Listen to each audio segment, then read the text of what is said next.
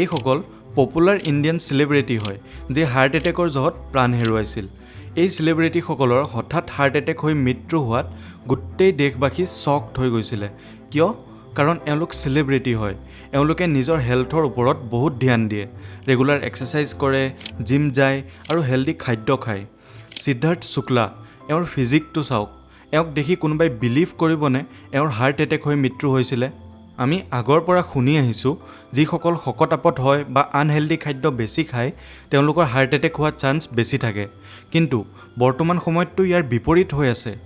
Healthy lifestyle maintain কৰা লোকৰো heart attack হৈ আছে। ইয়াৰ কাৰণটো কি?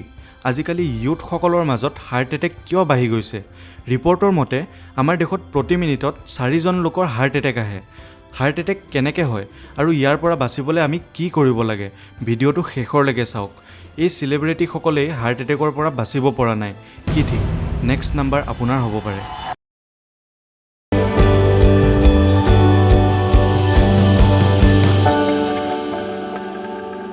মানুহৰ হাৰ্টটোৱে নন ষ্টপ ব্লাড পাম্প কৰি থাকে যাতে আমাৰ শৰীৰৰ প্ৰতিটো অংগলৈকে ব্লাড চাৰ্কুলেট হ'ব পাৰে। এই ব্লাডবোৰে অক্সিজেন কঢ়িয়াই লৈ যায়। আমাৰ হাৰ্টটোৱে ঠিক এটা পানী মটৰৰ নিচিনা কাম কৰে। পানী মটৰটোৱে পানী পাম্প কৰে আৰু হাৰ্টটোৱে ব্লাড। যিদৰে পানী মটৰটো ইলেক্ট্ৰিচিটিৰ সহায়ত চলে, তেনেদৰে আমাৰ হাৰ্টটোক পাম্প কৰাত সহায় কৰে কৰনেৰী আৰ্টেৰীবোৰে। কৰনেৰী আৰ্টেৰীবোৰেদি অক্সিজেন ৰিচ ব্লাড ফ্ল' কৰে, যি হাৰ্ট মাচলবোৰক পাম্প কৰাত সহায় কৰে। হাৰ্ট এটেকৰ সময়ত এই কৰনেৰী আৰ্টেৰীবোৰ ব্লক হৈ যায়, যাৰ জহত হাৰ্ট মাচলবোৰলৈকে ব্লাড ফ্ল' নহয় আৰু হাৰ্ট মাচলবোৰে অক্সিজেন নাপায়। হাৰ্ট মাচলবোৰে অক্সিজেন নাপালে ভালকৈ হাৰ্টটো পাম্প কৰিব নোৱাৰিব। হাৰ্টটোৱে পাম্প নকৰিলে গোটেই শৰীৰটোলৈকে ব্লাড চাৰ্কুলেট নহ'ব, যি অক্সিজেন কঢ়িয়াই লৈ যায়। ব্ৰেইনটোৱে যদি অলপ সময়ৰ কাৰণেও অক্সিজেন নাপায়, তেতিয়া মানুহৰ মৃত্যু হৈ যায়। এই কৰনেৰী আৰ্টেৰীবোৰ আচলতে ব্লক কিয় হয়? ইয়াৰ বিভিন্ন কাৰণ হ'ব পাৰে, যেনে আনহেল্ডি ডায়েট, ডায়েবেটিছ, শৰীৰত কলেষ্ট্ৰল লেভেল বাঢ়ি যোৱা, স্মকিং আৰু লেক অফ ফিজিকেল এক্টিভিটি, অৰ্থাৎ এটা হেল্ডি লাইফষ্টাইল মেইনটেইন নকৰাৰ ফলত হাৰ্ট এটেক হ'ব পাৰে। কিন্তু আজিকালি হেল্ডি লাইফষ্টাইল মেইনটেইন কৰা মানুহৰো হাৰ্ট এটেক হ'ব ধৰিছে। ইয়াৰ দুটা মেইন ৰিজন আছে। প্ৰথম ৰিজনটো হৈছে জিন মিউটেশ্যন। যদি আপুনি হাৰ্টৰ প্ৰব্লেম লৈ এজন কাৰ্ডিঅ'লজিষ্টৰ ওচৰত যায়, তেখেতে প্ৰথমতে আপোনাৰ ফেমিলি হিষ্ট্ৰী চেক কৰিব। অৰ্থাৎ যদি আপোনাৰ ফেমিলিত এনেকুৱা কোনোবা আছে যাৰ হাৰ্টৰ প্ৰব্লেম আছে বা হাৰ্ট এটেকৰ জহত মৃত্যু হৈছিলে, তেতিয়া হাই চান্স আছে আপোনাৰো হাৰ্ট এটেক হ'ব পাৰে। দ্বিতীয় ৰিজনটো হৈছে ষ্ট্ৰেছ আৰু টেনশ্যন। আজিকালি যে 25ৰ পৰা 30 বছৰীয়া ইউথসকলৰ হাৰ্ট এটেক হ'ব ধৰিছে, ইয়াৰ ৰিজনটো হৈছে ষ্ট্ৰেছ।